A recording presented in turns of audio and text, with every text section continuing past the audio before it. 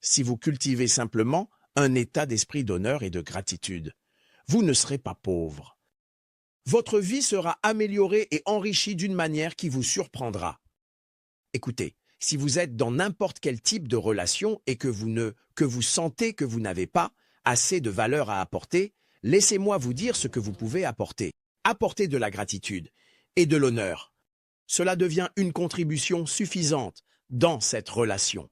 Cela signifie que si vous ne pouvez pas apporter les compétences techniques nécessaires dans cette relation, apportez de la gratitude et de l'honneur.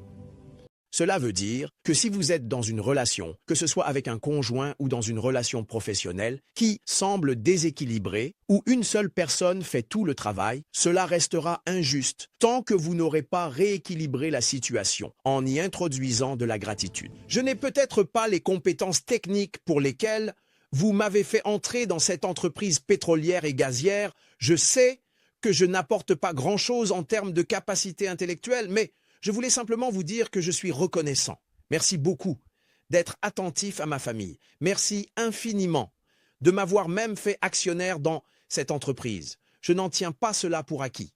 Et les membres du conseil d'administration diront à l'unanimité « Non, gardez ce gars-là. Il ne contribue peut-être pas, mais nous l'aimons bien.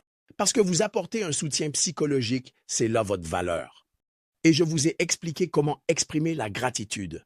Ici, la façon dont vous communiquez, le but de la gratitude est de faire en sorte que le donateur perçoive que vous êtes reconnaissant et c'est votre responsabilité d'inventer chaque expression qui lui en donne la perception.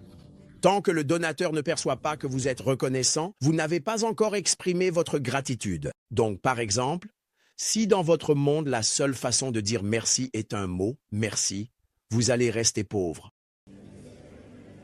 Nous sommes d'accord? C'est vrai. Quelqu'un vous offre une maison, vous dites merci. Il vous donne une voiture, vous dites merci. Il paie les frais de scolarité de vos enfants, merci. Non.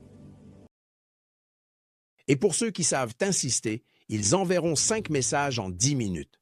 Juste pour vous rappeler, je suis sûr que vous avez oublié. Vous disiez que vous alliez faire un virement. Je sais que vous êtes occupé. Puis-je juste vous le rappeler encore une fois? Et puis, quand le virement arrive, c'est le lendemain. Vous dites alors « Oh, j'ai oublié, je l'ai vu, merci ». Vous avez fermé cette porte. Et même si c'est l'année des portes ouvertes, vous serez surpris de voir que c'est de votre propre main. La porte que la prophétie a ouverte. Vous la refermez et vous restez derrière pour vous assurer qu'elle ne s'ouvre plus jamais.